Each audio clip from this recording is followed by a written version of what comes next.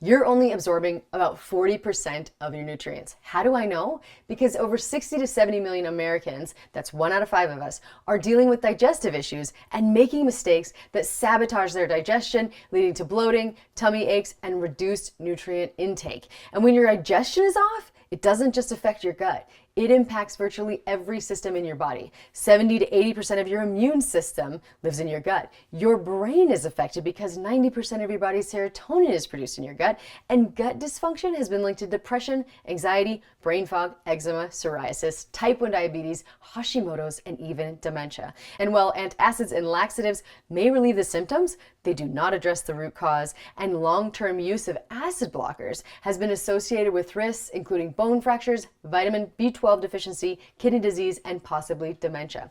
So in this video, we're going to learn 12 simple shifts to reduce bloating, improve digestion, and nutrient absorption naturally. There's a tiny but often missed step at the very start of digestion that changes everything. More on that in 1 minute, but right now, a quick tour of the digestive tract. Digestion begins in your brain, but more formally with chewing, breaking down the food and mixing with enzymes that begin carbohydrate digestion. Then food passes down the esophagus into the stomach, or our body's washing machine or dissolver, where acids and enzymes tackle the proteins. In the small intestine, aka the absorber, a 20-foot stretch lined with millions of absorptive little fingers, the duodenum mixes in bile and pancreatic enzymes, enabling absorption, but only if the prior steps function properly. Then what remains enters the large intestine, aka the transformer, where water is reclaimed and gut microbes turn fiber into powerful health-promoting compounds. So if any of these steps fail, gut health can suffer. So here are the 12 steps to improve digestion and whole body health. Number 1, eat slowly and mindfully.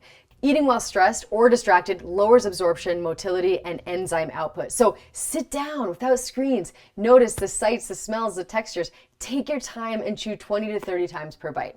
2, 5 servings of veggies per day and 30 plants per week. Now, when we eat plants that contain fiber, it feeds the beneficial bacteria in our microbiome and produces short-chain fatty acids, one of which is called butyrate, that nourishes the gut lining and reduces inflammation. Now, prebiotic-rich vegetables like onions, leeks, asparagus, and Jerusalem artichoke, and even green bananas, they act as fertilizer for your gut microbes, as do the polyphenols or plant compounds that can also act as antioxidants. Research from the American Gut Project shows that hitting 30 plants per week dramatically increases the diversity of the gut microbiome, and experts say we should also aim for 25 grams of fiber for women and 38 grams for men. I like to do 2 cups of veggies, 1 to 2 fruits, a whole grain or a pulse, and 1 polyphenol each day. Now, if you're in a hurry, just use frozen veggies or make a huge weekly salad that you can eat from every single day, and increase fiber-rich foods slowly, maybe even just by 1 serving a week, and know that a little bit of gas is normal. 3 is eat fermented foods daily. Now, fermented foods add beneficial microbes directly to the digestive tract in doses far higher than probiotic supplements. And these microbes crowd out the harmful bacteria, nourish the gut lining, and even reduce inflammation. Research from Dr. Justin Sonnenberg's team showed that fermented foods reduce 19 inflammatory proteins and improved microbial diversity, while fiber alone did not. So add sauerkraut, kimchi, kefir, yogurt, yogurt-based dressings, kombucha, fermented chocolate, or fermented meat sticks every day, and maybe eventually work up to every meal. 4 is spice things up. So herbs and spices act like prebiotics, antibiotics, and anti-inflammatories. And some, like turmeric, encourage beneficial microbes. Polyphenols raise diversity and cause short-chain fatty acids. Use cumin, cinnamon, garlic, oregano, thyme, rosemary, turmeric, clove, and even gas-easing herbs like fennel, cardamom, ginger, coriander, basil, chamomile, and peppermint. I like to double the amount of spices in certain recipes, and I also use our apple cider vinegar complex and turmeric complex most days to just increase my spice intake. Number 5 is heal your gut with bone broth. You can't absorb well through an irritated gut lining, so bone broth's collagen, glycine, and glutamine help soothe and rebuild. And collagen supplementation has also been shown to improve IBS symptoms like bloating and constipation. And glycine can actually support gastric acid production, mucus, and create a healthy inflammatory balance, which is something that many of us don't have. So I like to drink bone broth mid-morning to prime my digestion before my morning meals and before bed, because the glycine also helps to improve sleep quality.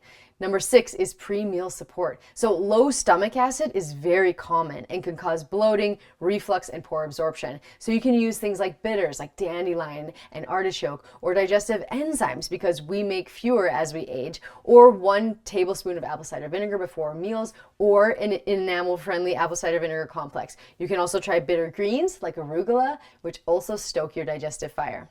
Number 7 is to identify problem foods and keep a food symptom journal. Now, keeping a food journal is one of the most effective ways to identify your personal triggers. So track what and when you eat, symptoms, stress, and sleep. So triggers can be things like gluten, dairy, or other random foods like garlic, for me, high FODMAPs, and can show up hours or days later.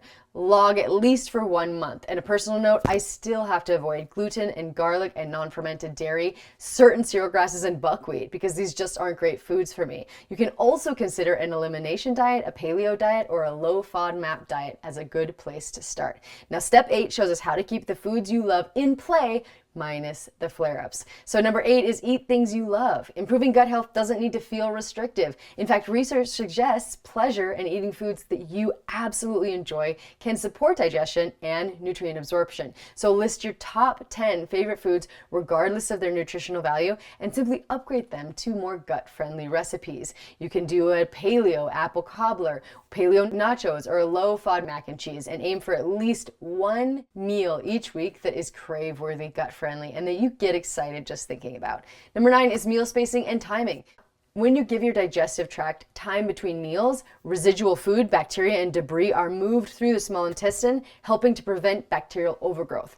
This occurs between meals and overnight for roughly 90 to 120 minutes when your stomach is empty via the migrating motor complex. So leave 3 to 4 hours between meals and eat when digestion is strongest. So that's late morning to early evening. Avoid late dinners to reduce the next day bloat. And this rhythm also makes step 10 feel so much more natural.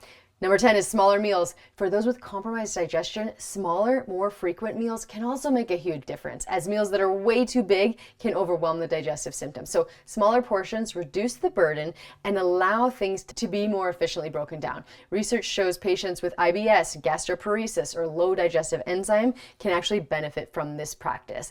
And I also like to practice something called hara-hachi-bu, or eating to the point that you're 80% full. 11 is upgrade your sweeteners. So sugar alcohols like erythritol, xylitol, sorbitol, they often cause gas, bloating, and diarrhea, and too much allulose has given me tummy trouble too. Artificial sweeteners like sucralose may alter the microbiome. Now, my favorite sweetener though is monk fruit, though stevia can also be a great option for people too. Keep smoothies and dried fruit intake also moderate. Aim for 1 to 2 servings of whole fruit a day. 12 is supplements. Now, I'm always a food first type of person, but there are instances when supplements can be helpful. Probiotics, for example, can be beneficial to introduce beneficial bacteria and support the gut lining, especially after a course of antibiotics. L-glutamine can improve the health of the gut lining. Ox bile and HCl can help with low acid and bile production, and enteric coated peppermint or peppermint tea or ginger tea, or even a walk after a meal can help reduce gas and bloating. Use these carefully and thoughtfully and with a practitioner for best results. And remember, the digestive tour made clear fundamentals like breakdown and absorption drive some of the biggest changes. Finally, other digestion and microbiome friendly habits include having a pet, living on a farm, washing dishes by hands, not drinking cold water with meals, regular exercise, and avoiding over-sanitization, unnecessary antibiotics, and processed foods with emulsifiers like polysorbate 80 and carboxymethylcellulose. And if you're in pain, a heat pack is also great for loosening certain gut muscles. So if your bloating, fatigue, or mystery symptoms have been your normal, it's 100% possible to get back to feeling like you were again, starting with the simple, powerful daily steps I've just shown you. But don't be overwhelmed if you need to start slowly with 1 tip per month, because every effort matters and can be more impactful than you know.